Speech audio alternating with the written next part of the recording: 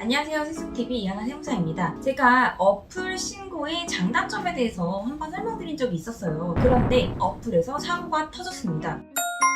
어떤 사고냐? 2024년도 기속분을 2025년도 5월달에 종합소득세 신고하게 되어 있죠. 근데 이 종합소득세 신고가 제대로 정기신고로 대량으로 들어가지 않아서 기한 후 신고 폭탄 사태가 발생한 것입니다. 기한 후 신고를 하게 되면 세무서에서 일일이 다 검토를 하고 그거에 대한 비용, 소명 요청을 하게 되어 있습니다. 그래서 최근에도 저희에게 이런 부분을 해결해달라는 문의들이 많았는데요. 첫 번째 사례는 복식후기 의무자료인데 막상 신고서를 보니까 간편정보 대상자로 신고가 되어 있었어요. 그런데 여기에 붙는 게 무기장 가산세인데 그것조차 계상이 돼 있지 않았던 거죠. 그렇다면 어떻게 해결을 했냐? 복식후기 의무자이기 때문에 기존의 간편정보 대상자의 장부 내용 자체가 모든 게 다 잘못되어 있었기 때문에 우리는 자료를 충분히 모아서 복식후기 대상자로 신고를 했고 그 부분에 대해서 무기장 가산세는 당연히 붙지 않았겠죠. 대신 이거에 따른 기한 후 신고 납부 불성실 가산세가 붙인 상태에서 세액을 최소화시키는 노력으로 해결해드린 사례입니다. 그리고 또 두 번째로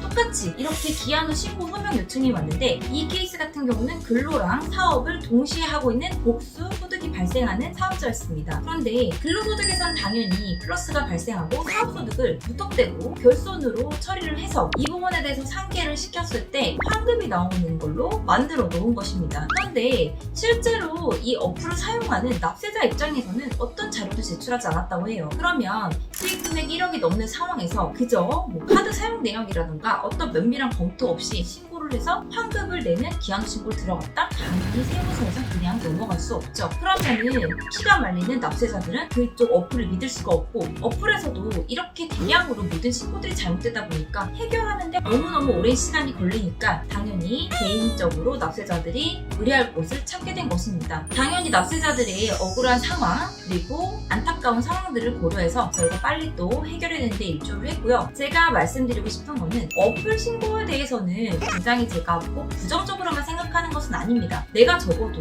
사업장을 경영하고 있고 사람을 고용하고 있는 내가 어떤 사업자의 대표자라면 어플보다는 세무대리인을 활용하시는 걸 추천드립니다. 계속적으로 강조드리지만 그 정도 사업 규모를 운영하신다고 하면 내가 한 달에 내는 월 비장료가 그렇게 아까운 것이 아니에요. 월 비장료 아끼려다가 추후에 세금 폭탄을 맞는 경우가 더 많기 때문에 이 같은 경우도 대부분 사업자가 피해를 본 건데요. 사업자들 같은 경우는 사업에 필요한 경비, 내가 어디다 무엇을 썼는지에 대한 적어도 100%의 금액은 아니더라도 퍼센테이지 정도는 알고 있어야 저는 그 사업을 운영하는 데 있어서 충분히 본인이 유용하고 그 부분을 활용해서 더 큰 사업 확장에 일조한다고 생각을 합니다. 그렇기 때문에 이번 사건을 통해서 AI로 인해서 세무 대리인의 필요성이 없어진다 이런 이야기들이 있지만 적어도 내가 사업을 운영하는 대표자라면 어플 신고는 위험하고 추후 가산세의 리스크가 있다는 점 꼭 기억해 주시고 앞으로도 이 다수의 피해자가 발생하지 않기를 바라면서 소송도 많이 하신다고 들었어요. 이 소송을 하는 동안에도 주의할 것은 이 어플 업체에다 소송하는 것도 중요하지만 빨리 내 세금 잘못된 게 없는지 나를 도와줄 세무인 대리인을 찾아서 이 부분부터 해결하는 것이 시급합니다. 오늘 영상은 여기서 마치겠습니다. 감사합니다.